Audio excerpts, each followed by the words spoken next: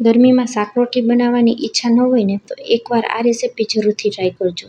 ના કાંઈ પલાળવું, પીસવું કે ના આથાની ઝંઝટ. ફક્ત 15 જ મિનિટમાં પેટને ઠંડક આપે તેવો દૂધીનો નાસ્તો બનીને તૈયાર થઈ જાય છે. અને અહીં તમે જોઈ શકશો નાસ્તો આપણો એકદમ સરસ સોફ્ટ અને જાળીદાર તૈયાર થયો છે. તો ચાલો રેસીપી શરૂ કરીએ. દૂધીનો નાસ્તો બનાવવા માટે સૌથી પહેલાં 250 ગ્રામ દૂધીની છાલ ઉતારી અને આ રીતે મેં નાના ટુકડા કરી લીધા છે. બધા ટુકડાને પાણીથી ધોઈ પાણી નીતાળી અને મિક્સર જારમાં ઉમેરી દેશું. તેમાં સાથે 2 લીલા તીખા મરચાં, 3 કળી લસણની અને 1 ઇંચ જેટલો આદુનો ટુકડો ઉમેરશું.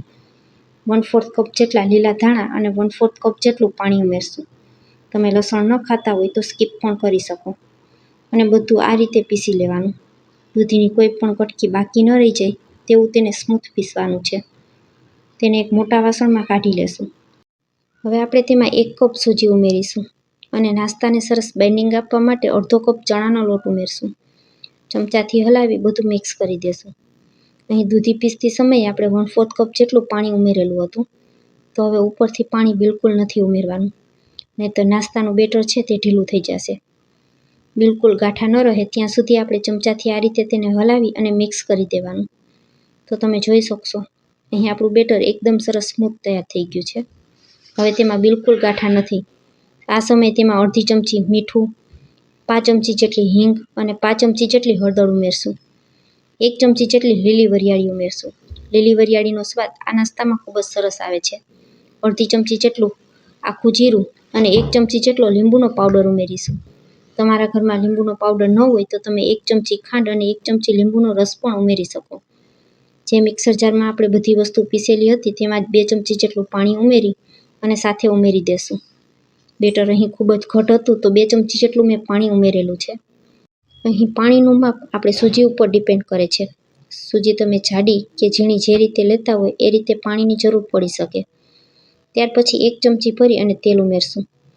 1 ચમચી તેલ ઉમેરવાથી નાસ્તો ઠંડો થયા પછી પણ સરસ સોફ્ટ રહેશે અને ખાતી સમયે તે ગળામાં બિલકુલ નહીં અટકાય. તો તમે જોઈ શકશો હજુ પણ બેટર આપણું આ રીતે એકદમ સરસ થીક છે. તો હવે તેને ઢાંકણ ઢાંકી અને આપણે 5 મિનિટ સુધી રહેવા દેશું. ફક્ત 5 જ મિનિટ રાખવાનું છે. 5 મિનિટમાં સૂજી એકદમ સરસ ફૂલી જશે.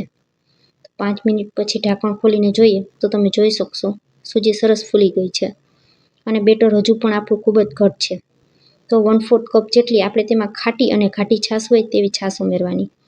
છાશની જગ્યાએ તમે દહીંનો પણ ઉપયોગ કરી શકો. દહીં લેતા હોય તો પણ 1/4 કપ જેટલું જ ઉમેરવાનું. ચમચાથી હલાવી મિક્સ કરી દેશું.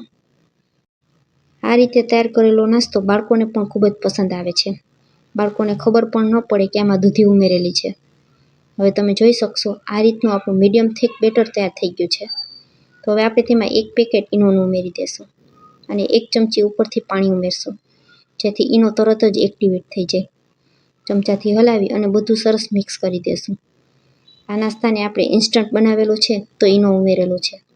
ઈનોની જગ્યાએ તમે બેકિંગ સોડા પણ લઈ શકો.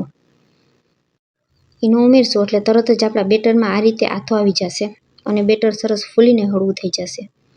આજનો નાસ્તો બનાવવા માટે આ રીતે મેં ઢોકળિયાની વાટકી લીધી છે.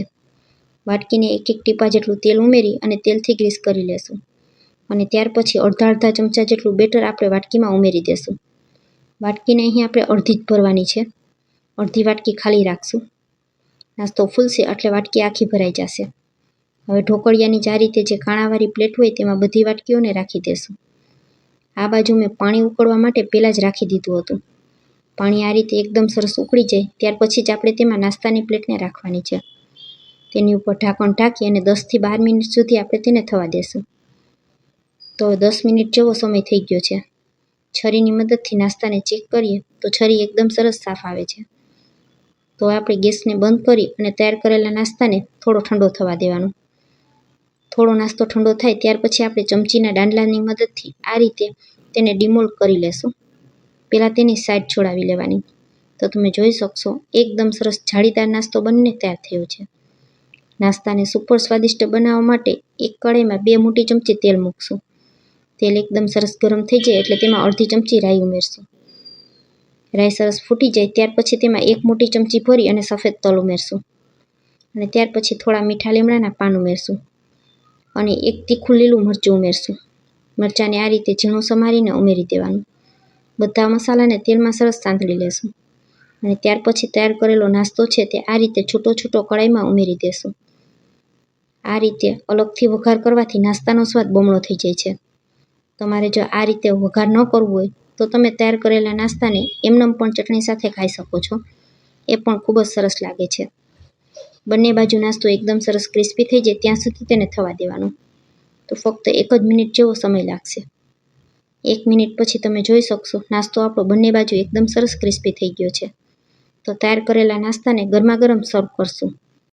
તો ફ્રેન્ડ્સ, આજની રેસીપી અહીં સુધી જોયા પછી જો તમને જરા પણ પસંદ આવે તો વિડીયોને એક લાઇક કરજો, વધુમાં વધુ લોકો સુધી શેર કરજો અને મારી રેસીપીઓ તમને જોવી ગમતી હોય અને હજુ સુધી મારી ચેનલને સબસ્ક્રાઈબ ન કરી હોય તો મને સપોર્ટ કરવા બદલ મારી ચેનલને સબસ્ક્રાઈબ જરૂરથી કરજો. Thanks for watching.